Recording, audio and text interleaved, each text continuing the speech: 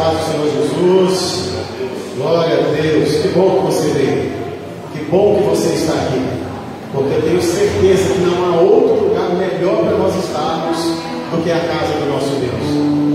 E o salmista entendeu com muita propriedade essa realidade de nós estarmos juntos, de nos reunirmos como igreja, como povo de Deus, como povo escolhido de Deus, a ponto dele poder declarar: olha, vale mais um dia na casa do Senhor do que 1000 dias em outro lugar. Então nós estamos verdadeiramente no melhor lugar, que é na casa de Deus. Mais vale estar aqui do que viver uma vida toda lá fora, distante dos atos do Senhor, da presença dele. E eu quero convidar você nessa noite para já ler a palavra de Deus, para nós lermos um trecho da palavra dele que nos convida para essa adoração, para este culto ao nome dele. Lá em Apocalipse, capítulo 19.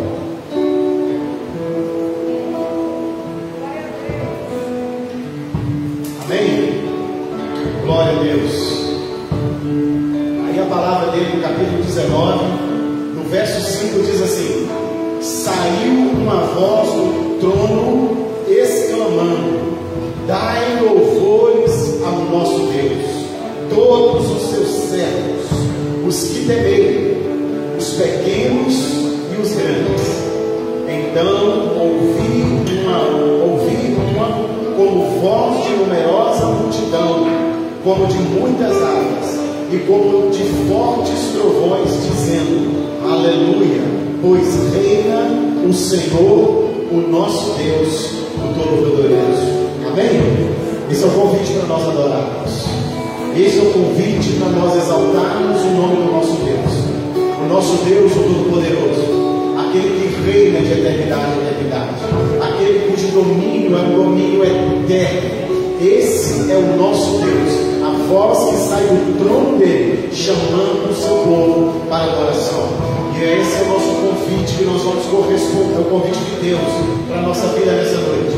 E nós vamos corresponder este convite do Senhor com os nossos cânticos, com as nossas orações, cantando louvores, exaltando e engrandecendo o nome dele, não por aquilo que ele faz em nosso favor, mas principalmente por tudo aquilo que ele é. E ele é aquele que se assenta no trono, é ele que governa o universo e nada pode escapar do seu domínio. Então nós somos esses servos dele, esses servos do seu reino, como ele chama os servos dele para adoração, para o louvor. Nós somos esses que vão adorar, nós somos esses que vamos engrandecer o nome dele, sabendo que nós pertencemos ao reino do nosso Deus, do nosso Senhor, do nosso Criador. Louvemos e exaltemos, bendizemos o Senhor e o contemplemos na beleza da tua santidade. Pai, nós te louvamos em nome de Jesus. Damos a Ti toda a honra e toda a glória. Declaramos sim que Teu é o reino, o domínio e a majestade.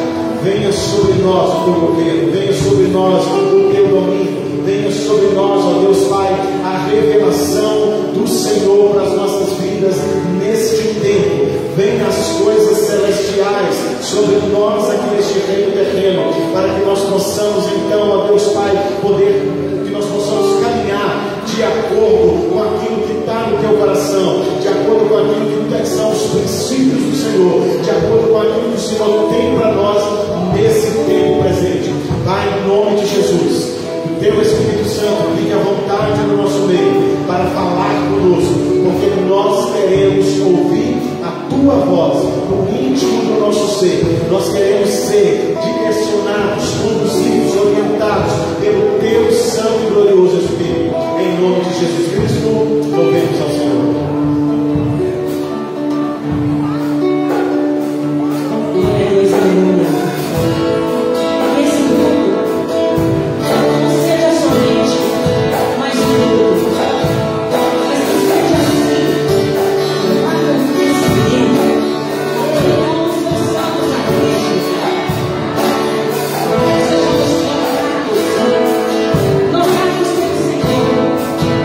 Thank you.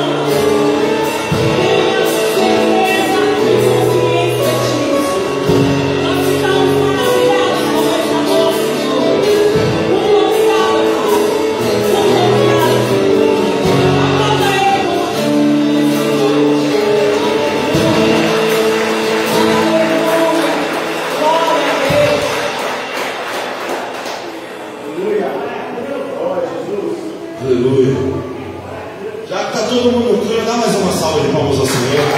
Aleluia! O Senhor está aqui nesse lugar, Ele se faz presente no nosso meio. Não importam as lutas, as dificuldades, nós temos que louvar o Senhor. Não importa se nós estamos passando por provações aqui é passageiro, nós não somos daqui, nós vamos estar presentes no coral celestial, cantando aos pés do nosso Senhor. Nós vamos chegar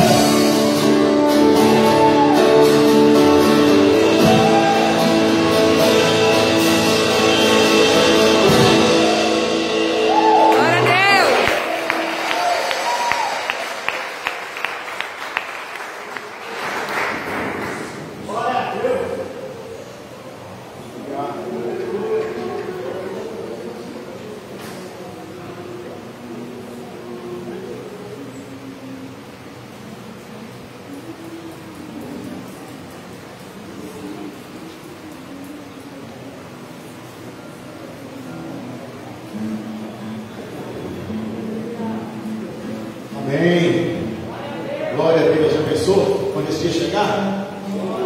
Nossa, vai ser tremendo. Receber a coroa da justiça, a coroa da vida, a coroa de glória. Vai ser glorioso mesmo. Mas até nós chegarmos lá ainda tem uma trajetória. Ainda existe uma caminhada a ser feita. Pode ser sentar no nome de Jesus. O Espírito Santo nos ajude, né? Ele nos fortaleça a cada dia. Porque fala que lá Ele vai enxugar. Quer dizer que aqui ainda tem lágrimas, né? Mas lá não vai ter. Lá não vai ter. Amém, gente? Glória a Deus. Tem alguém nos visitando hoje? Tem um visitante? Tem uma irmã que está nos visitando. Tem outra irmã ali, em nome de Jesus. Também está nos visitando. Deus abençoe poderosamente a vida de todas vocês, em nome de Jesus. Gente, nossos cultos, lembrando, todo domingo, 18 horas, todas as quartas, 20 horas, segunda, sexta-feira do mês, às 20 horas. E temos células também que se reúnem nas casas e aqui na igreja, às quintas-feiras, às 20 horas e também às 20h30. As células são os pequenos grupos que se reúnem para poder compartilhar da palavra de Deus, criar mais expectativa, aqueles vínculos de comunhão, de poder orar diretamente um pela vida do outro. É ali nas células que se desenvolvem as amizades, aquele cuidado mais próximo de um para com o outro. Se você não está em célula, você precisa estar em célula. Nos procure no final, que a gente orienta vocês, em nome de Jesus. Você que também nunca fez um curso bíblico, você tem a oportunidade de fazer um curso completamente grátis. Nós vamos estar oferecendo aqui na igreja 2 cursos.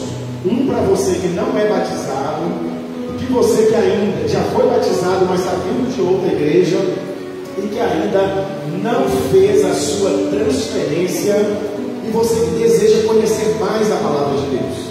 Então nós temos um curso início, que você também vai procurar-nos no final e falar: olha, eu quero fazer esse curso porque eu quero conhecer mais da palavra de Deus. É uma oportunidade grandiosa para nós começarmos bem a nossa caminhada de fé. E também você que já tem um certo tempo de caminhada, maturidade.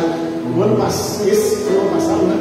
Nós fizemos aqui o curso do Carisma Start. Nós vamos voltar com esse curso novamente.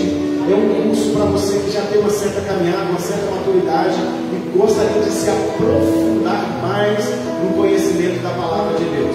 É uma oportunidade tremenda para que você possa ser ricamente abençoado através do conhecimento da verdade, que é a palavra do Senhor.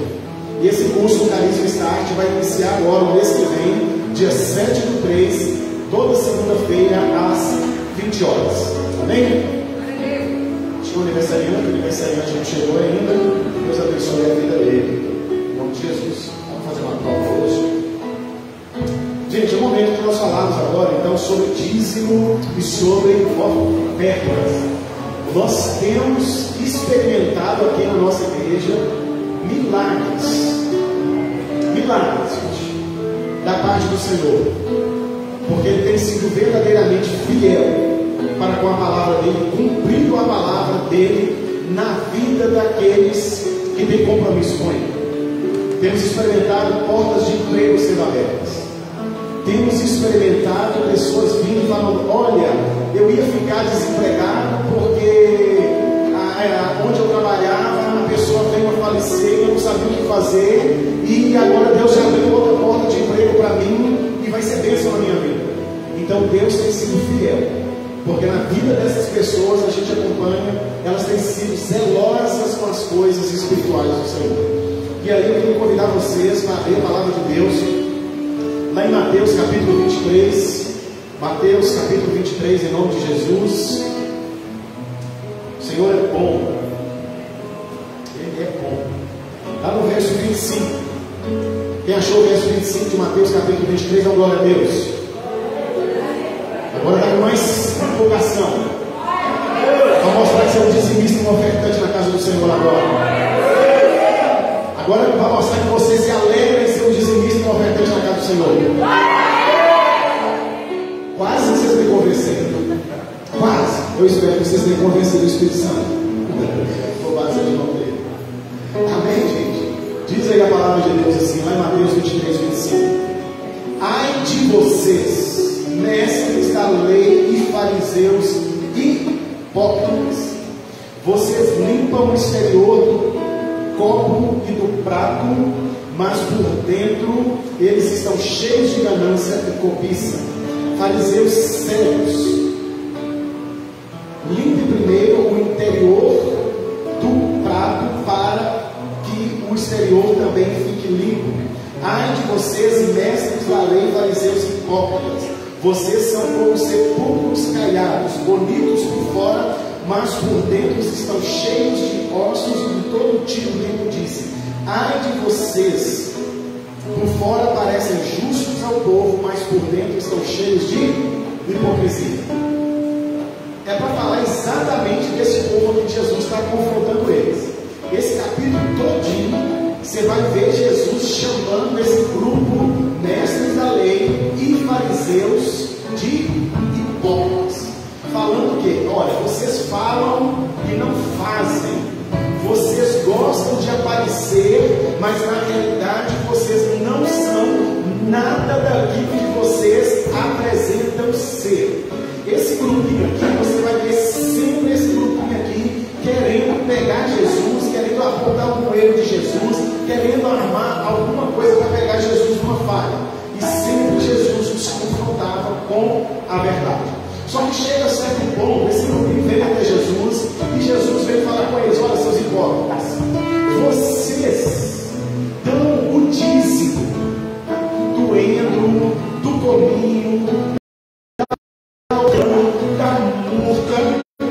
Vocês fazem essas coisas muito bem, mas vocês negligenciam outros preceitos da lei, como a justiça, a fé e a misericórdia.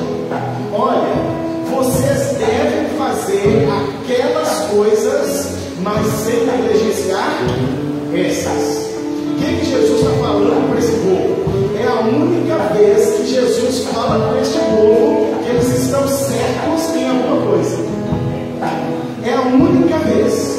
E essa única vez que Jesus fala que eles estão certos é exatamente em dar o dízimo, em levar o dízimo, em devolver o dízimo, em ser bem criteriosos nas questões que se referem ao dízimo.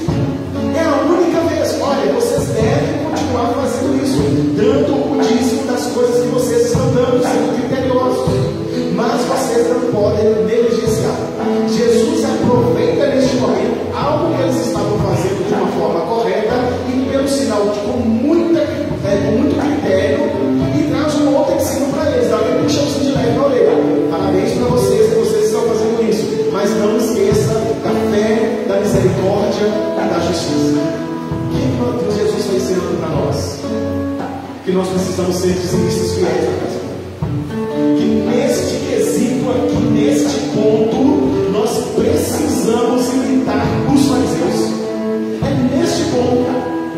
Jesus, quando confronta esse povo, ele fala assim: olha para eles, olha, é para vocês fazerem o que eles estão falando, porque eles falavam não faziam.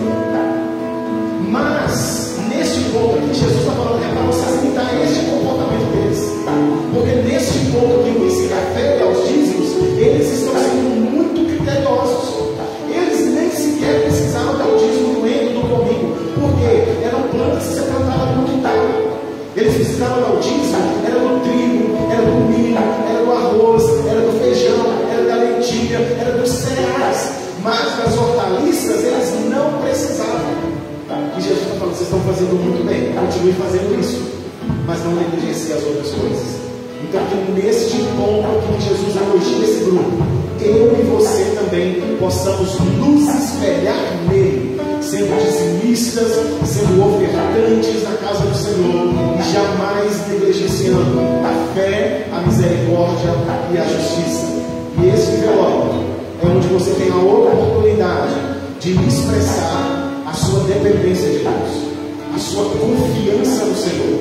É você falando: Deus, eu não confio nos recursos financeiros que o Senhor mesmo colocou na minha mão, por isso eu estou trazendo na casa do Senhor os 10% que o Senhor pede, que são os dízimos. E aqui é a oferta. A oferta você contribui segundo o propósito do seu coração. Nós estamos com o propósito de todo segundo domingo do mês, culto das primícias, você dá uma oferta que te custe algo. Quanto que é essa oferta? Aquela que você não quer dar. Esse é o valor da oferta. Não, essa aqui não quero dar esse valor da oferta. É essa a oferta que vai te custar algo. No decorrer do mês, você fala: Deus, vou dar 10, vou dar 20, vou dar 30, vou dar R$1. Cada um contribua segundo o propósito do seu coração. Mas a Bíblia diz que nós devemos ser generosos. A oferta é para expressar a generosidade do nosso coração para com as coisas do Senhor. Conforme nós nos tornamos mais generosos, mais parecidos nós somos com o Senhor, porque Ele foi generoso ao extremo para conosco, porque Ele não deu foi parte do que Ele tinha, Ele deu foi tudo, o seu único Filho, para que se eu e você crermos nele, a gente não pereça, mas que a gente tenha vida e vida eterna. E os diáconos vão passar e você tem a oportunidade de expressar a sua fé e a sua gratidão ao Senhor com seus dízimos e suas ofertas em nome de Jesus.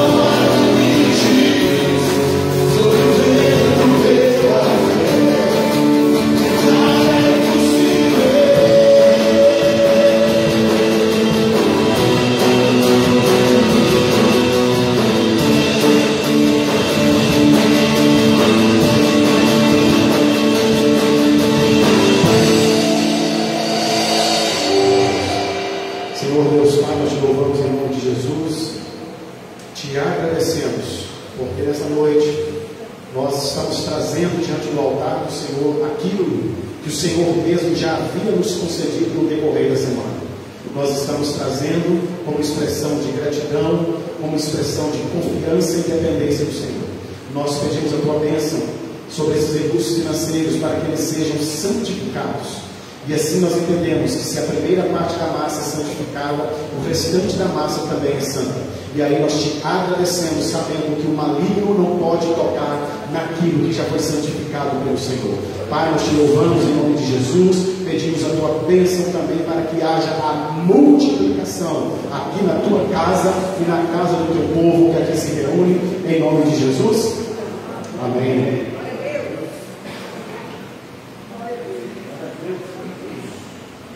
Amém. Estão felizes aí, gente? Com Jesus? Glória a Jesus, Ele é bom, Sua misericórdia dura para sempre.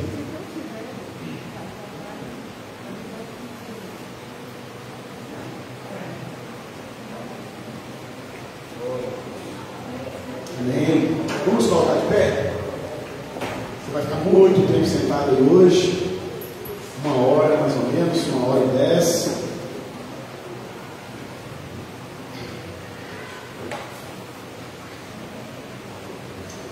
Abra a palavra de Deus, lá em Apocalipse capítulo 2, em nome de Jesus. Nós estamos aí, com esse propósito de podermos falar das 7 igrejas. Já falamos sobre Éfeso, já falamos sobre Esmirna, semana passada, e hoje nós vamos falar de Pérgamo, lá no capítulo 2, a partir do verso 12. Nós estamos aprendendo com essas cartas que Jesus escreveu a essas 7 igrejas que ficava localizada na Ásia. E aí a palavra de Deus em Apocalipse 2, a partir do verso 12, já encontrou? Lá no finalzinho da Bíblia, você que não encontrou ainda, o último livro, em nome de Jesus, glória a Deus. A partir do verso 12, diz assim: ao anjo da igreja em Pérgamo escreva: estas são as palavras daquele que tem a espada afiada de 2 gumes. Sei onde você vive, onde está o trono de Satanás. Contudo, você permanece fiel ao meu nome e não renunciou à sua fé em mim, nem mesmo quando Antipas, minha fiel testemunha, foi morto nesta cidade, onde Satanás habita. No entanto, tenho contra você algumas coisas. Você tem aí pessoas que se apegam aos ensinos de Balaão, que ensinou Balaque a armar cilada contra os israelitas, induzindo-os a comer alimentos sacrificados a ídolos e a praticar imoralidade sexual. De igual modo, você tem também os que se apegam aos ensinos dos nicolaítas. Portanto, arrependa-se, senão virei em breve até você e lutarei contra eles com a espada da minha boca. Aquele que tem ouvidos, ouça o que o Espírito diz às igrejas. Ao vencedor darei o maná escondido, também lhe darei uma pedra branca com um novo nome nela inscrito, conhecido apenas por aquele que o recebe. Pai, nós estamos aqui diante da palavra do Senhor e como nós ouvimos, a Tua palavra, Senhor, ela é poderosa. A Tua palavra, ela é, Senhor, gloriosa, ela é luz, ela é lâmpada. A palavra do Senhor, ela tem poder para iluminar o nosso caminho, para que nós não andemos em trevas. E nós te pedimos, ó Deus Pai, mais uma vez, que o Teu Espírito Santo nos conduza no conhecimento da verdade, porque sabemos que esta é a obra dele. Por isso todo o mérito é do Teu Espírito Santo, porque é Ele que nos ensina todas as coisas, é Ele que nos conduz em toda a verdade, é Ele que nos faz lembrar de tudo que o Senhor tem dito. Pai, nós te louvamos em nome de Jesus Cristo, pedindo ao Senhor nesta noite para iluminar sim os olhos do nosso entendimento, para que nós possamos conhecer as maravilhas da Tua lei. E na autoridade do nome de Jesus, de tudo aquilo que se levanta contra o conhecimento de Deus, seja ele agora paralisado no nome de Jesus. Tudo aquilo que intenta contra as nossas vidas, tentando nos distrair, para que a gente não receba a mensagem da parte do Senhor, que seja paralisado em nome de Jesus Cristo. Nós nos colocamos aqui diante do Senhor, Pai. Faça-se a Tua vontade em nome de Jesus. Amém, gente? Pode se sentar. Glória a Deus.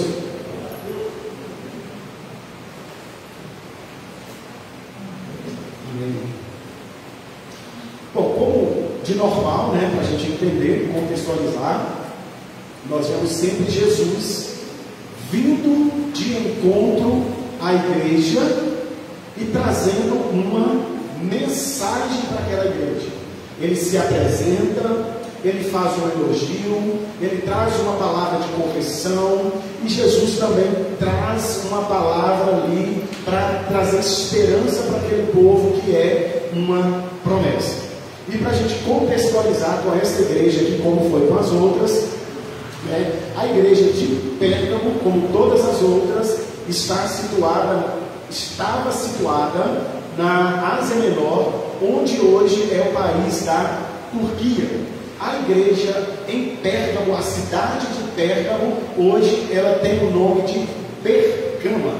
É uma cidade que está constituída onde estava localizada as antigas ruínas da então cidade de Pérgamo. O nome da cidade de Pérgamo, ela foi fundada há muitos anos antes de Cristo. Sofreu algumas intervenções, vindo a passar a ser pertencente ali a Roma, né? Porque havia um rei na cidade de Pérgamo que não tinha filho, e por isso ele falou: para quem que eu vou deixar a minha herança, para quem que eu vou deixar o meu reinado? E no seu testamento ele passou aquela cidade para pertencer à cidade de Roma. Pérgamo, ela era a capital do Império Romano na Ásia. Era uma cidade de muita influência cultural, porque ela mesma falou: olha, nós vamos ser a cidade conhecida como berço da cultura. E para isso ela fez uma biblioteca muito grande. Só que ao momento que ela se determinou em construir essa biblioteca, onde havia mais de 200.000 livros, ela precisava da matéria-prima para a escrita dos livros que vinha do Egito. E no Egito havia a cidade de Alexandria, que era a maior cidade berço cultural da época. Quando o rei lá no Egito, ele viu aquela situação, ele falou: nós não vamos mais continuar enviando matéria-prima para Pérgamo, porque é uma concorrência cultural conosco. E com isso, então, essa cidade ela teve que fazer o quê? Criar a sua próprio meio ali para escrever os livros. Até então, o material que vinha de Alexandria era o papiro. O papiro, ele remonta lá desde o tempo antigo, o Egito antigo, e ali eles pegavam a matéria-prima que era como se fosse um jugo que dava no meio da água, era de origem vegetal, que fazia então o papiro.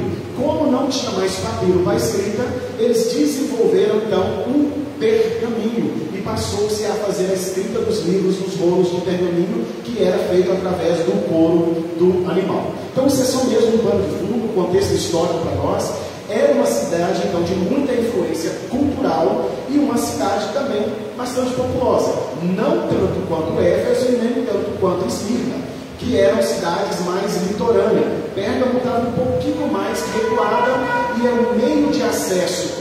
Enquanto Éfeso e Esmirna tinham os portos marítimos, ela tinha apenas o acesso através de pequenas embarcações através ali do rio. Pérgamo tinha uma população aproximada de 150.000 pessoas. Isso no contexto ali histórico, cultural da época. Na cidade, como já era de costume, por causa da influência grega e romana, havia muitos altares e muitos templos idólatras. A idolatria era uma marca constante nestas igrejas. E ali, né, nós vimos na semana passada que em Esmirna tinha o templo de Zeus e tinha o templo de Cibele. Aqui, além do culto a esses deuses, adorava-se também Zeus como figura do Deus Supremo, e existia-se um altar de 30 metros, 35 por 33 metros de largura, exclusivamente para o culto e as oferendas e os sacrifícios a Zeus, que era o Deus principal da cidade. Esse mesmo Zeus, nós vimos que na cultura romana, ele é chamado de Júpiter. O que nós falamos é, o que numa cultura chama-se de um Deus, aquele Deus na outra cultura, ele acaba simplesmente mudando de nome. Então ali havia esse altar dedicado a Zeus, na mitologia grega. Havia-se também a idolatria a Dionísio. Não sei se vocês já ouviram falar de Dionísio, mas Dionísio é o deus do vinho, é o deus da embriaguez.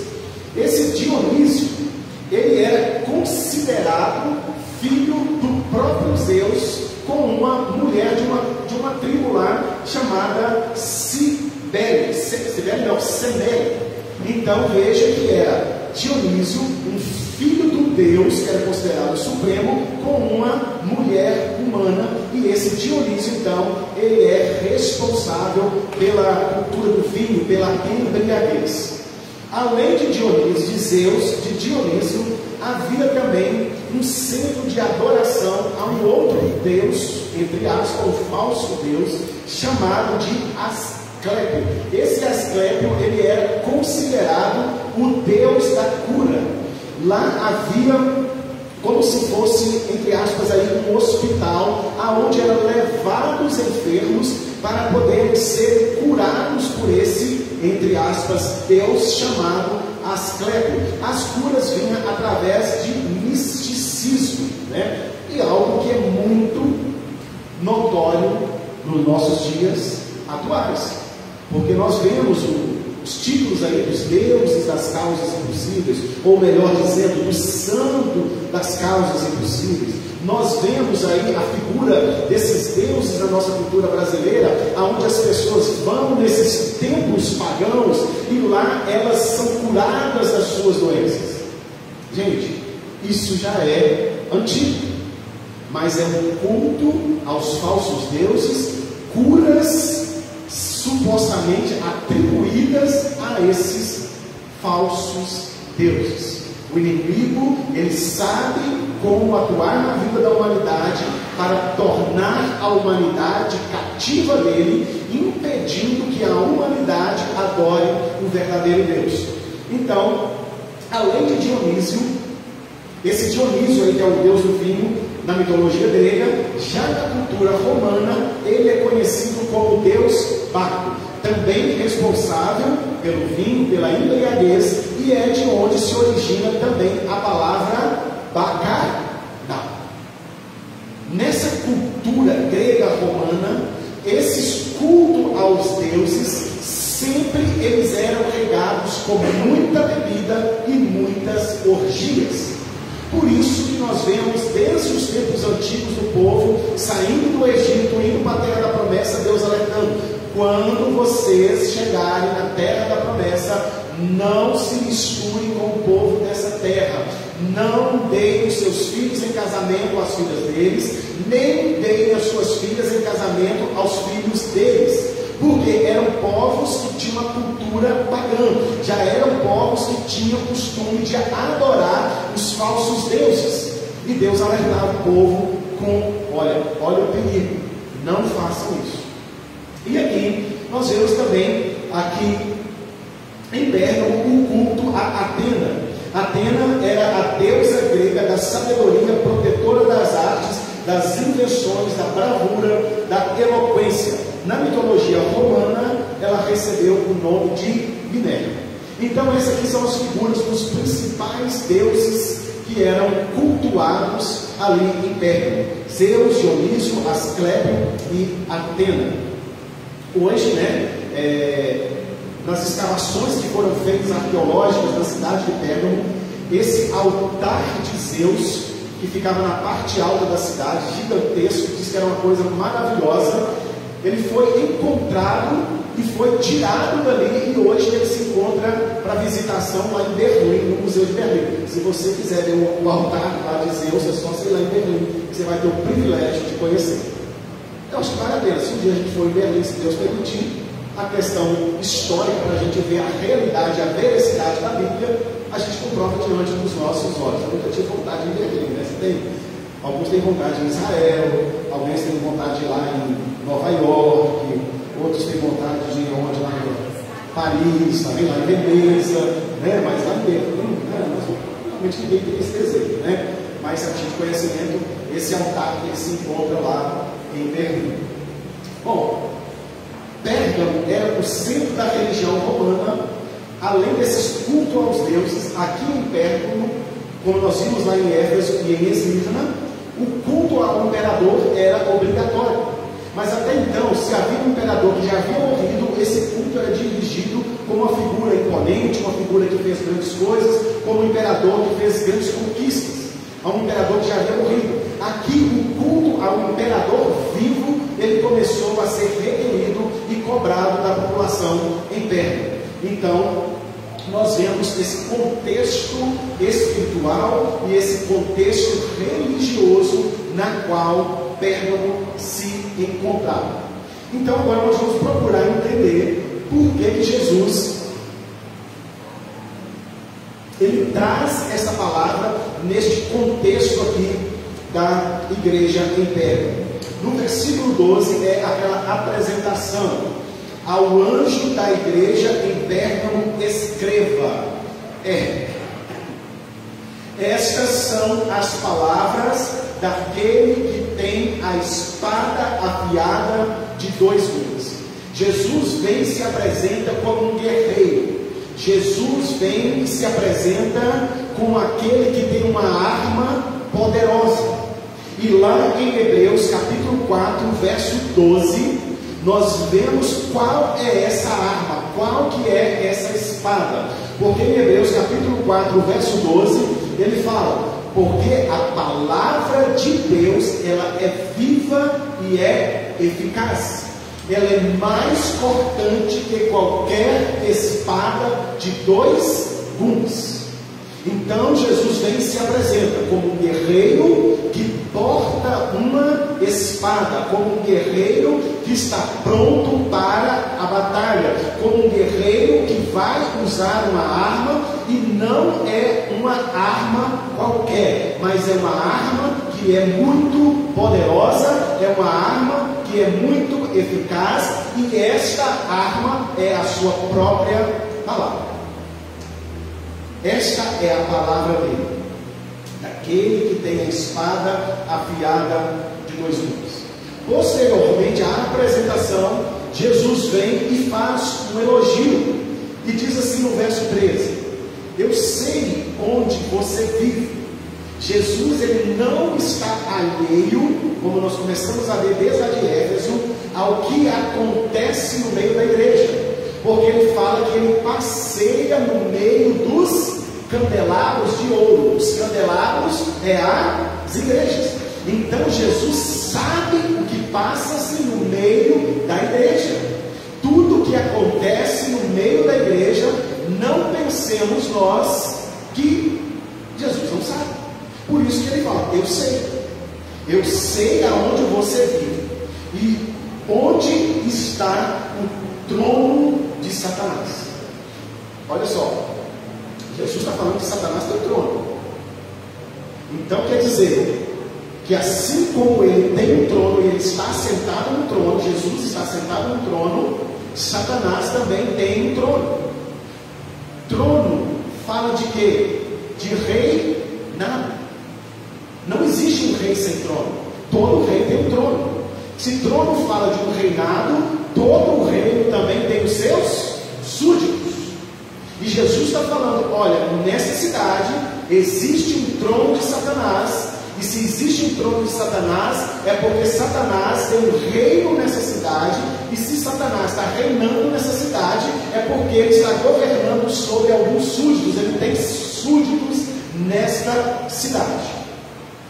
Aí ele faz o elogio: contudo, você permanece fiel ao meu nome e não renunciou a sua fé em mim, nem mesmo quando Antipas, minha fiel testemunha, foi morto nesta cidade onde Satanás habita. Olha que elogio tremendo que Jesus faz a essa igreja. Você está numa cidade aonde existe um trono de governo de Satanás, aonde ele reina, aonde ele tem os seus súditos, aonde a minha fiel testemunha foi morta. Mesmo assim você tem guardado, mesmo assim você não tem renunciado à fé. É um elogio para aquela igreja, eles bateram no peito e falaram: nós estamos sim, Jesus, nesse nível, nós não vamos renunciar de forma alguma. O inimigo, o trono de Satanás que havia naquela cidade, ele instigava a população, ele instigava os adoradores de Zeus, de Asclépio, de Dionísio, de Atenas e de outros deuses que nem se mencionou, que eu mencionei aqui. Ele instigava este povo a se levantar contra a igreja de Jesus que se reunia naquela cidade. Aqueles que professavam a fé em Jesus Cristo, eles eram obrigados a renunciar à fé, senão eles seriam presos, eles perderiam seus bens, ou até mesmo eles seriam mortos, ou então eles seriam despedidos da cidade sem nada. E ali então ele cita uma testemunha fiel. O que seria uma testemunha fiel? Que mesmo quando inquirida de negar a Jesus Cristo, se não ela seria morta, ela falou o quê? Eu não nego Jesus Cristo. Eu posso estar aonde Satanás habita, eu posso estar aonde Satanás tem um trono, mas ele não governa a minha vida. Ele pode governar o mundo, mas sobre a minha vida só existe um trono de governo, e esse trono ele é exclusivo de Jesus Cristo. E se quiser me matar, pode me matar, mas eu não adoro os deuses de Roma, eu não adoro os deuses da Grécia, eu não vou prestar culto ao imperador. Uma fiel vencedor. Fiel vencedor. E a história vai dizer, não tem muito o que falar dele, a história ao certo, mas acredita-se que ele também era um dos líderes da igreja ali em Pérgamo. E por não negar a fé, ele foi morto. E dizem a história que ele foi pego, foi amarrado e foi colocado dentro de um touro de bronze. E debaixo desse touro de bronze acendia-se fogo até esse touro ficar vermelho incandescente. E ali, dessa forma, conforme a história, Asclépio, a fiel testemunha de Jesus Cristo, sucumbiu nessa terra, mas foi recebido na glória. Isso está dentro da mitologia. Eu não me recordo o nome de um filme, mas é esses filmes relacionados exatamente a esse contexto da mitologia grega. Tem uma figura de um demônio, de um homem muito mau, que ele pega realmente um touro e coloca algumas pessoas dentro para se oferecerem em sacrifício. E esse remonta até mesmo os tempos da cultura cananeia, aonde o povo cananeu oferecia as crianças a Moloque. E eles ofereciam as crianças a Moloque, colocando elas dentro de um touro, oferecendo como sacrifício. Então ele usou dessa mesma cultura cananeia para tirar a vida dessa fiel testemunha de Jesus Cristo.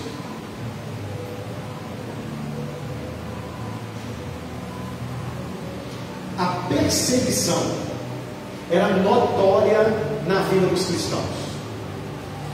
Se levantavam os homens por Satanás, onde governava, pelos seus servos, para perseguir e tentar obrigar os cristãos a negarem sua fé.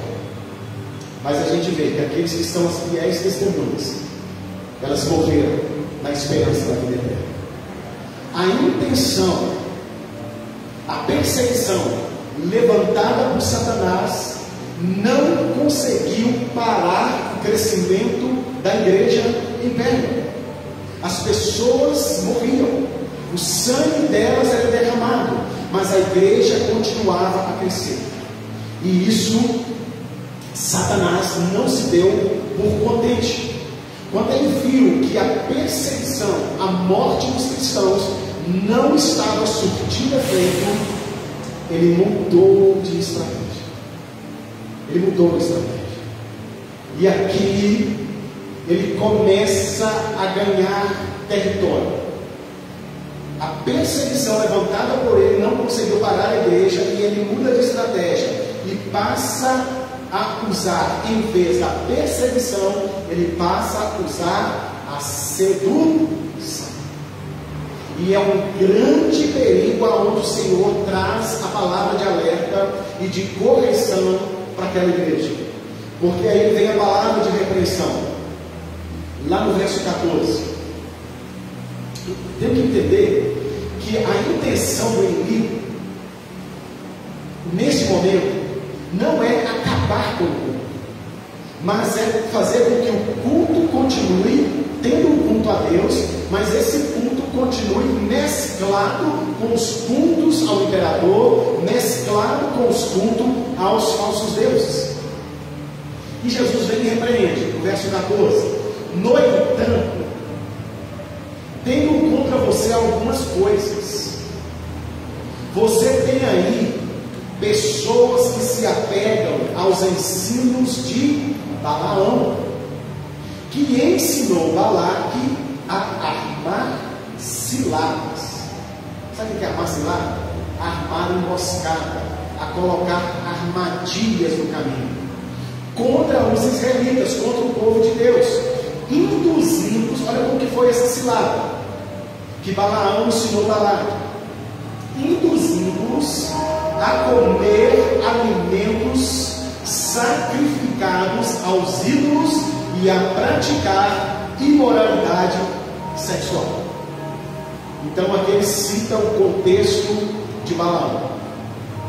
Lá em Éfeso, nós vemos que Jesus, ele elogia a igreja de Éfeso, porque a igreja de Éfeso, ela confrontou o ensino de Balaão, ela odiou a obra dos nicolaítas. E aqui, enquanto Éfeso rejeitou esse ensino, a doutrina de Balaão, a igreja de Pérgamo foi e fez o quê? Começou a abraçar o ensino, a doutrina de Balaão. E isso se tornou em quê? Em armadilha, se tornou em cilada para a igreja que até então era uma igreja fiel, uma igreja que mesmo em face da morte não negava Jesus. Vamos entender então qual que é essa doutrina, esse ensino de Balaão. E no verso 15 ele fala assim: de igual modo você tem também os que se apegam aos ensinos, às doutrinas dos nicolaítas. Lá em Números, abra lá em Números capítulo 31, para você dar uma destrepada aí, procurar na Bíblia, Gênesis, Êxodo, Levítico, Números capítulo 31, aonde a gente vai estar falando de Balaão. Esse Balaão, ele ensinou Balaque a colocar emboscadas, armadilhas para o povo de Deus. Lá em Números capítulo 31, verso 16, só a parte A diz assim: foram elas, as mulheres, que seguiram o conselho de Balaão e levaram Israel, o povo de Deus, a ser infiel ao Senhor. Balaão, quer dizer, deu um conselho para elas, elas colocaram em prática aquele conselho e levaram Israel a ser infiel ao Senhor.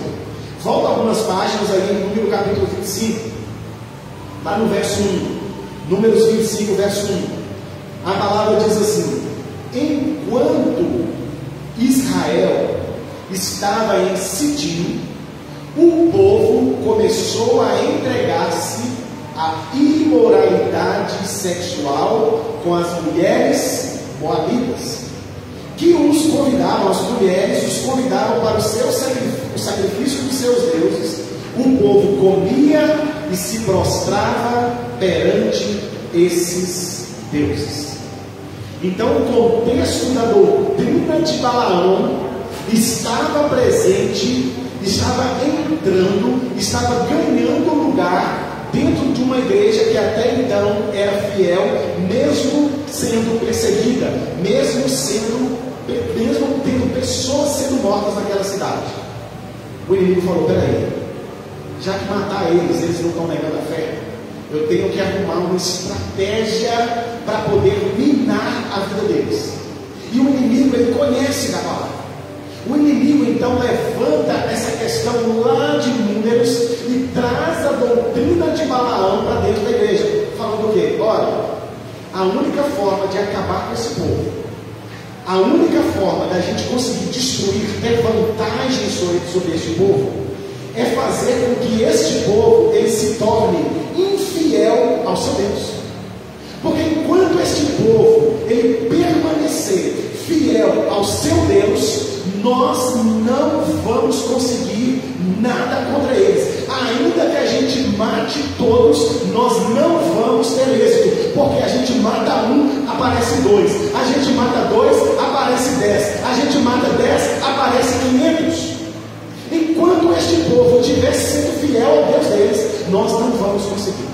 Porque essa era a intenção de Balaque lá em Números. Ele chama Balaão e fala: Balaão, vem aqui para você amaldiçoar este povo que saiu do Egito. Esse povo é numeroso demais e esse povo ele vai me destruir. Balaão vai até Balaque e Balaão já fala: olha, eu não posso amaldiçoar aquilo que Deus amaldiçoou.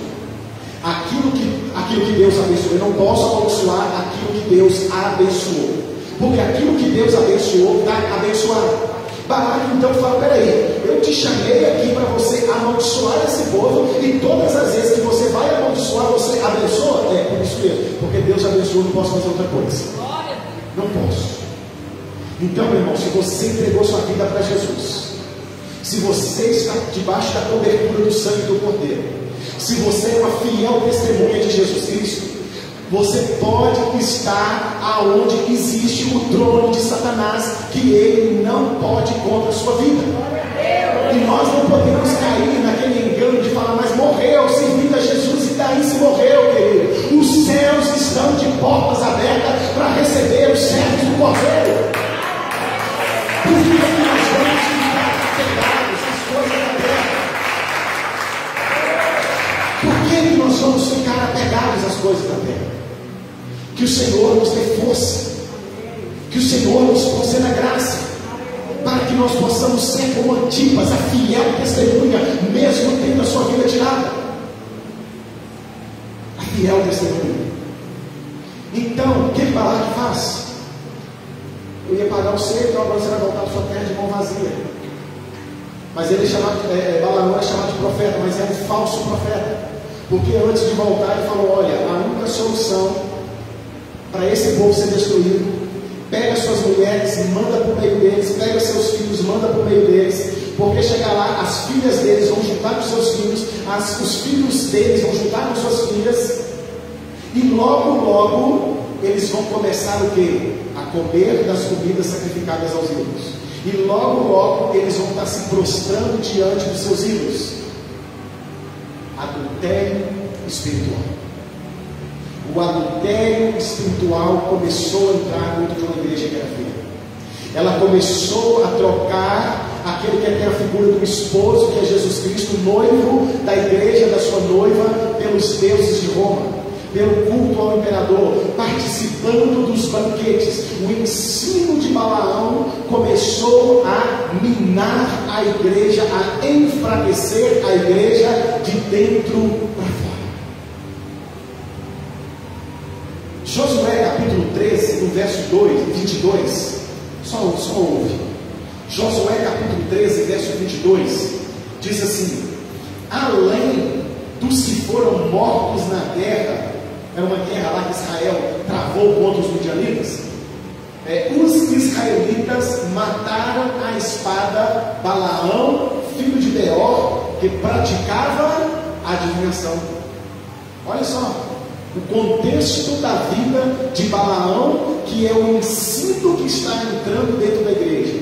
Crendice, misticismo, adivinhação estava entrando dentro da igreja. Eu não posso parar com a perseguição, eu não posso parar com a espada, eu não posso parar com a fogueira, eu não posso parar com os leões, eu não posso parar. Como que eu vou parar esse povo? Fazendo com que este povo pegue contra o seu Deus. É a única forma que a igreja tem de ser paralisada, é quando a gente abandona Jesus e começa a abraçar o mundo. E a igreja de Pérgamo é o símbolo de uma igreja que se casou com o mundo. Porque a história dela, a gente pensa que imediatamente ali, aquele tempo pós-apostólico, imediato ali no primeiro século, Segundo os historiadores, esse período ele se estende até após 300 anos depois de Cristo, porque quando a cidade de Roma, o Império Romano, ele começa a exercer a sua influência nas cidades ali da Ásia, e ali, o que Roma faz? Ela começa a infiltrar o Estado, o casamento entre o Estado e a igreja. E isso começa a acontecer de uma forma muito forte com o imperador chamado Constantino, que segundo ele teve uma visão de uma insígnia no céu, falando para ele ir na guerra, e sobre aquela insígnia que era da cruz, sobre aquela cruz ele venceria os seus inimigos. Então a igreja, que até então estava sendo perseguida, mas que estava sendo fiel, ela começou a ser contaminada com os costumes do mundo. A igreja, que até então estava sendo perseguida, a partir de 312 até 325, quando foi feito os editos, os concílios ali, a igreja então ela passou a ser o quê? O Estado passou a ser aliado da igreja, e a igreja começou a entrar num tempo de calmaria. Agora não pode perseguir mais, porque o imperador é amigo da igreja. E o imperador, para ganhar mais popularidade, ele se torna amigo. Parou a perseguição dos cristãos. Com isso, muitas pessoas, por status, por se apresentar no meio da sociedade, essas pessoas vinham sem o conhecimento da verdade, e essas pessoas, então, elas eram batizadas sem nenhum critério, elas eram então denominadas de cristãos, e juntamente com elas traziam todo o seu paganismo lá dentro da igreja, e a igreja foi sendo cada vez mais contaminada com as práticas mundanas. E nós começamos a ver neste tempo presente como que a igreja está sendo paganizada com as práticas mundanas lá de fora, porque chega dentro da igreja e as pessoas não podem mais ouvir da verdade do Evangelho, porque a verdade do Evangelho confronta as mazelas da nossa alma, e uma vez que as mazelas da nossa alma são confrontadas, nós nos sentimos então importunados, nós nos sentimos então discriminados, e então a igreja, para não perder a sua clientela, ela começa a trazer um evangelho do banho-maria, para que possa ter mais pessoas e falar: a igreja está crescendo, mas na realidade a igreja está morrendo. Por quê? O pastor hoje não pode nem corrigir mais a ovelha, porque se o pastor chegar e corrigir a ovelha vai se sentir magoada, fragilizada e vai embora. Mas aí, para não perder a ovelha, que vai trazer o dízimo e vai deixar de trazer a oferta, vamos ficar aqui no banho-maria, está tudo bem, não é bem assim. Ensino de Balaão. E se depender de pregar outro evangelho que não confronte as mazelas e o pecado do ser humano, essa igreja fecha a porta. Porque se depender de pregar esse evangelho de Balaão, os ensinos de Nicolaína, eu vou para outro lugar, ou então eu fecho a minha boca, ou então Deus me tira da terra. Porque eu não vou negociar o evangelho. O apóstolo Paulo, os discípulos foram queridos. Quando veio a primeira perseguição, que era a perseguição dos próprios judeus, eles se levantaram e falaram: peraí, vocês acham que nós vamos servir vocês, que nós devemos obedecer vocês ou obedecer a Deus? O que vocês acham que devem obedecer? Eu devo fazer a vontade suas ou a vontade de Deus? Vocês estão querendo calar minha voz, mas você acha que vocês vão calar minha voz? Vocês podem até tentar, ou podem até calar, mas eu vou continuar falando o que Deus mandou falar. Glória a Deus! E foi isso que está entrando, e Jesus trouxe a palavra de correção. E se não bastasse, está lá no Velho Testamento. Abra lá em 2 de Pedro, em nome de Jesus. 2 de Pedro, está quase lá no final. Acha Apocalipse, volta João no Pedro. Terceira, 2 de João, 1 de João, 2 de Pedro. 2 de Pedro. Ainda tem Judas também depois. Apocalipse e Judas. 2 de Pedro, capítulo 2. Verso 2, diz a palavra de Deus: tendo os olhos cheios de adultério, nunca param param de pecar, iludem os instáveis. Olha só, está falando aqui de um grupo de pessoas. Depois você lê todo esse contexto. Eles enganam, iludem as pessoas, os instáveis, aqueles que não têm firmeza na fé, aqueles que na hora que o vento balança para lá, ele vai para lá, na hora que o vento balança para cá, ele vem para cá. Como a palavra fala, aquele que na hora que a onda vai, ele vai, na hora que a onda vem, ele vem. Ele não tem firmeza na fé, ele não tem convicção da fé, ele não conhece o Deus do qual ele fala. Iludem os instáveis, aqueles que não sabem o que quer. Na mesma hora está falando, nossa, pode contar comigo que eu vou servir Deus. Acontece alguma coisinha, está saindo da igreja, porque o irmão olhou para mim assim, o irmão me deu a paz do Senhor, o pastor falou isso, o pastor falou aquilo, eu não estou concordando com a visão da igreja, eu não concordo com essa doutrina, eu não estou satisfeito. Instáveis, cada hora está balançando para um lado. E tem um coração exercitado na ganância. O que Deus está falando agora aqui? Coloca até exclamação: malditos. Gente, é a palavra de Deus. Os olhos cheios de adultério nunca param de pecar, iludem os instáveis, têm um coração exercitado na ganância, malditos. Eles abandonaram o caminho reto e se desviaram, seguindo quem? O caminho de quem? De Balaão. Essas pessoas instáveis, que têm os olhos cheios de adultério, de ganância, elas se desviaram, seguindo o ensino de Balaão, que ensinou o Balaque a armar emboscadas contra o povo de Deus, falando: olha, faz igual o mundo faz, que não tem nada a ver, todo mundo lá fora faz, vocês também podem fazer. É aquele ensino que traz legalidade para o pecado dentro da igreja. Que se você é solteiro, que se você é solteira, nós vivemos no século 21 e você pode relacionar sexualmente antes do casamento. É que se você não está satisfeito mais com a sua esposa, você pode até levar uma segunda pessoa, uma terceira pessoa para o casamento. Se você não está satisfeito com o seu esposo, você pode fazer a mesma coisa. E se não tiver, leva até a terceira. É aquele ensino que fala que você pode fazer com o seu corpo o que você quiser. Que o importante é você se satisfazer e você ser feliz, mesmo quebrando os princípios da palavra de Deus. É aquele ensino que fala: ah, não, tá bom seu casamento, não separa dessa mulher, separa desse marido, casa de novo. Nós estamos vendo pastores casando pela quinta vez, como se não tivesse problema, gente. Misericórdia. O ensino de Balaão dentro da igreja. E os instáveis estão seguindo. Os instáveis estão olhando e estão falando: olha o que está fazendo, então eu vou também. Presta atenção.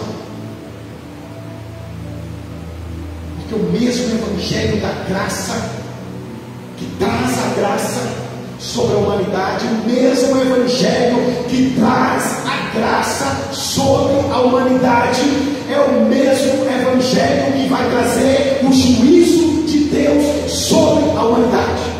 Guarda isso no seu coração. Não tem um segundo evangelho. O mesmo evangelho da graça é o mesmo evangelho do juízo. A graça está sendo oferecida. E é por isso que Jesus vem falar assim: eu tenho uma queixa contra você. Eu tenho algo. Mesmo você tendo sido fiel, mesmo você tendo permanecido, a partir de agora, olha o que você está fazendo, olha o que está acontecendo no meio da igreja, olha o que você está aceitando. E Pedro continua: se desviaram seguindo o caminho de Balaão, filho de Beor, que amou o salário da injustiça. Verso 17: esses homens são fontes sem águas e névoas impelidas pela tempestade. A escuridão das trevas lhe está reservada. Gente, olha a mensagem que está por trás dessa carta à igreja de Pérgamo. Por causa do ensino de Balaão, as trevas estão reservadas para eles. pois eles, com as palavras de vaidosa arrogância e provocando os desejos libertinos da carne, seduzem os que estão quase conseguindo fugir daqueles que vivem no erro. Prometendo-lhes liberdade, eles mesmos são escravos da corrupção, pois o homem é escravo daquilo que os domina. Eles não saíam, eles ensinavam, e na hora que viam uma pessoa que estava quase saindo, eles iam levar o ensino de Balaão, está quase convertendo, está aí na igreja, está participando dos cultos, está aí na célula, está buscando aconselhamento comigo, está buscando aconselhamento pastoral. Deixa eu dar um jeito, eu vou armar uma moscada, eu vou armar uma cilada. Presta atenção, porque o ensino de Balaão continua. Balaão é aquele que veio e ensinou Balaque a armar emboscadas para destruir o povo de Deus. Já os nicolaítas, porque falam do ensino de Balaão e dos nicolaítas, os nicolaítas, por outro lado, se o Balaão veio e legalizou, fala, vai lá, leva o povo a fazer o que não deve, infiltra no meio dele, tira eles de lá e traz para o lado de cá. Os nicolaítas eram aqueles que já esbanjavam da graça. Os nicolaítas eram aqueles, a doutrina dos nicolaítas era aquela, falou assim, olha, afinal de contas, Deus é amor, afinal de contas, Deus é muito bom, afinal de contas, Deus não vai condenar ninguém, afinal de contas, você é salvo, é pela graça. Então você pode continuar pecando, por quê? Porque quanto mais você pecar, mais manifestação da graça de Deus vai ter. Ensino dos nicolaítas, um prato cheio para destruir a igreja de pé. O inimigo, ele não está convencido. Eu não consegui paralisar desse jeito, mas desse jeito eu não consegui acabar com essa igreja. O nome, nós falamos lá em Éfeso, dos nicolaítas, é aquele que conquista. Sabe aquela pessoa que chega com sutileza e começa a falar exatamente o que você quer ouvir? Ele sabe exatamente o que você está passando, ele sabe da sua fragilidade, e ele fala, aqui nessa área eu sei que ele está precisando de um ajuste, eu vou oferecer um ajuste para ele. Eu vou oferecer para ele o que ele está querendo. Ele começa a conquistar, ele começa a ganhar sua confiança, e aí então ele chega com o ensino dele. Fala, você está passando por isso, e você está continuando a ser fiel, mas sabe que bobagem isso? Quanto tempo você está nessa vida? Jesus te chama desse jeito. Mesmo que você abandone, mesmo que você largue isso para lá, para de ser fiel. Ou se você for infiel, ainda existe misericórdia e graça da parte de Deus. Você pode até continuar, que não tem problema nenhum. Ele conquista e traz o que? O ensino diabólico que estava lá com Balaão. Acredita-se então que esses nicolaítas, para quem não lembra, vai lembrar, isso é história, tá? História. Eles seguiam o ensino de um homem chamado Nicolau. Isso é história. Era um homem chamado Nicolau, que era um dos diáconos da igreja lá de Atos capítulo 6, quando escolhe os diáconos ali para servir as mesas, os apóstolos estavam sendo sobrecarregados, falou, nós precisamos nos dedicar ao ministério da palavra e da oração. Os líderes da igreja estavam falando, nós precisamos dedicar ao ministério da pregação da palavra, da oração, e nós estamos nos desgastando com as coisas de servir as mesas, de acolher os órfãos, de acolher a viúvas, nós precisamos levantar. E juntamente com a turma ali foi levantado Estevão e também esse Nicolau, que acredita-se que foi lá em Atos capítulo 6, verso 5. Só que posteriormente esse Nicolau, ele rejeita a sã doutrina e começa a dar vazão ao seu coração e atrair, porque o nome dele já fala que é que conquista, e atrair pessoas para ouvir aquele ensino dele. Então isso na Bíblia não diz, mas é um contexto histórico. Os nicolaítas eram seguidores de Nicolau, que anteriormente havia sido nomeado como diácono da igreja de Jerusalém. Então nós vemos como que o inimigo ele é astuto e ele procura entrar dentro da igreja com as falsas doutrinas. Após essa palavra de Jesus, que ele traz a repreensão da igreja, ele vem e traz uma palavra de encorajamento, um chamado. É isso aqui que é a estrondosa graça de Deus, é aqui que a gente consegue ver e perceber como que Deus ele é tão maravilhoso e tão bondoso conosco. Mas nós não podemos, em hipótese alguma, só por causa da bondade de Deus, achar que Ele não vai punir o pecado na vida do ser humano. Então, após ele trazer a palavra de correção, ele vem, traz um chamado para o povo. Lá no verso 16, ele fala assim: olha, vocês têm errado, vocês têm permitido isso, mas agora deixa eu falar uma outra coisa para vocês. Portanto, arrependa-se. Olha a solução de Deus para mim, olha a solução de Deus para você, olha a solução de Deus para a humanidade. Ainda que a gente tenha trocado os pés pelas mãos, ainda que a gente tenha dado ouvido ao ensino de Balaão, ainda que a gente tenha entrado no campo da imoralidade sexual, nas crendices, adorado os falsos deuses, ainda que a gente tenha feito tanta coisa, porque a gente abraçou o mundo, rejeitou a sã doutrina, a doutrina dos apóstolos, que é firmada, centrada na pessoa de Jesus e todos os seus ensinos, e começamos a abraçar o mundo e trazer o mundo para dentro da igreja e praticar as mesmas coisas do mundo. Ele vem e fala: olha, você tem feito isso porque eu passei na minha igreja, eu sei o que está acontecendo na minha igreja. Jesus está dizendo: eu sei o que você está fazendo. Você não pensa que você engana as pessoas, você me engana porque você não me engana coisa alguma.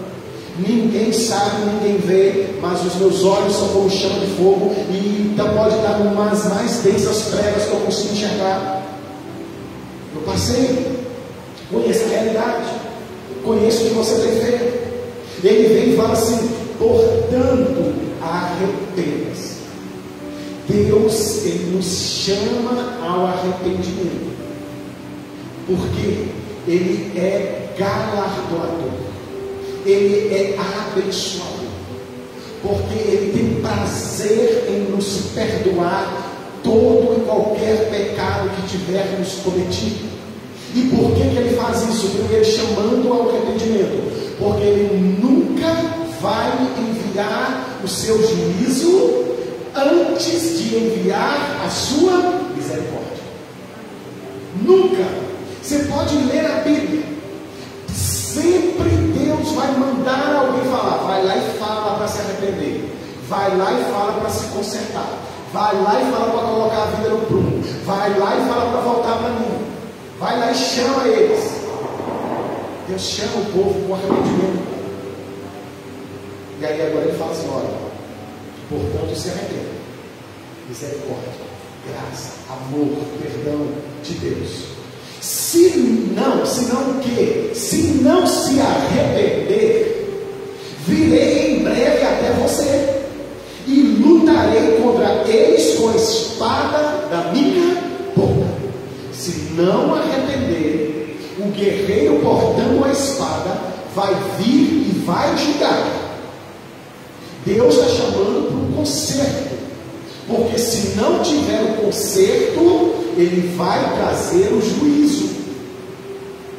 E essa espada, lá em Apocalipse capítulo 19, verso 15, ele está falando assim: ó, de sua boca sai uma espada afiada, com a qual Ele ferirá as nações. É o juízo de Deus sobre os povos da terra que não se arrependem dos seus pecados. É o juízo de Deus contra a igreja que era fiel, mas abriu mão da verdade apostólica, da doutrina dos apóstolos, e casou-se com o mundo pagão de Roma, com o mundo pagão. E para finalizar, Ele vem e faz uma promessa. A igreja lá em Pérgamo, no berço de idolatria, uma igreja que se perdeu, uma igreja que Jesus chega e chama ela para perto dele novamente: olha, pode voltar, que eu vou perdoar você. Uma igreja que ele alerta que ela, se ela não se arrependesse, ele viria com a espada, com o juízo sobre ela. Aí ele vem para finalizar e faz a promessa: ó, aquele que tem ouvidos, presta atenção no que eu estou falando. Aquele que tem ouvidos, ouça o que o Espírito diz às igrejas. É para prestar atenção, que é o Espírito de Deus, o Espírito da verdade que está falando. Olha, presta atenção no que eu vou dizer. Ao vencedor darei do maná escondido, também lhe darei uma pedra branca, com um novo nome nela escrito, conhecido apenas por aquele que o recebe. O entendimento deste maná e dessa pedra aqui, ninguém tem um entendimento preciso disso aqui. Mas como o próprio Deus, ele usa a cultura do homem, a história da humanidade, para revelar os desígnios eternos dele, acredita-se que Deus, quando ele fala do maná escondido, ele está fazendo o povo lembrar: olha, lembra quando vocês eram escravos no Egito? Lembra como eu cuidei de vocês e sustentei vocês? Lembra como eu falei com vocês que vocês sairiam daquela terra e eu iria conduzir vocês para uma nova terra, uma terra de prazeres, de delícias, uma terra que emana leite e mel, uma terra de provisão, uma terra de bem-aventuranças? Lembra como eu sustentei vocês no decorrer daquela caminhada, todos os dias eu enviando maná para vocês? E acredita que esse maná que eu estou falando, esse maná escondido, a história diz que quando Nabucodonosor invadiu Jerusalém, lá no tempo do profeta Jeremias, que quando Jeremias ia fugir, que Jeremias fugiu para o Egito, a história diz que ele fugiu para o Egito, para não ser preso, levado cativo para a Babilônia, que ele pegou lá no templo um pote que estava dentro da arca com o maná, e ele levou esse pote e escondeu lá no Monte Sinai, dentro de uma feira da roça. Isso é um contexto, um panorama histórico. Então eu imagino que Deus está usando isso. Olha, aquele maná escondido, que era o símbolo da minha provisão para vocês, eu vou dar para vocês, para que vocês se alimentem dele. E ao mesmo tempo, Deus estava falando: olha, lembra lá de João capítulo 6, a partir do verso 22, quando Jesus falando, quando eu ensinei o povo, falando que os pais de vocês comeram maná no deserto, mas que eu sou um pão vivo que desceu do céu, e que se vocês alimentarem de mim, vocês nunca mais vão ter fome e vocês terão vida eterna. Jesus está trazendo para clarear a mente dele: eu tenho uma promessa para vocês, eu vou dar para vocês um maná escondido. E a pedra branca fala que, acredita-se, por causa do contexto histórico da época, que quando se tinha uma festa, as pessoas que iam nessa festa, que eram as festas de gala, para pessoas muito importantes, o passaporte delas para essa festa era uma pedrinha branca, que eles chegavam e apresentavam essa pedrinha branca para entrar nessa festa. E aí lembra para nós das bodas do Cordeiro que Jesus prometeu para nós, as bodas do Cordeiro que vai acontecer na glória. Então ele falou: eu vou dar um passaporte, eu vou dar uma autorização para vocês poderem participar das bodas, das festas do Cordeiro na eternidade. E também, não se bastasse nisso, acreditava-se que quando tinha um julgamento naquela época, o tribunal era montado e as pessoas que estavam ali, que era, como chama aquelas pessoas que ficam lá para, quando o juiz está falando, fica um grupinho separado? Fugiu o nome deles aqui. O júri, isso aí, glória a Deus. O júri estava ali, que como júris, esses júris ali, eles receberam as pedras negras, pretas e as pedras brancas. E quando era para se dar o veredito, o júri então pegava o quê? Olha, se é para ser condenado, toma a pedrinha preta. Se é para ser absolvido, toma a pedrinha branca. É Jesus falando assim: vou dar para vocês uma pedra branca. É porque vocês foram absolvidos. É porque eu perdoei todos os seus pecados. É que eu não vou condenar vocês. É que através de mim vocês podem experimentar a salvação.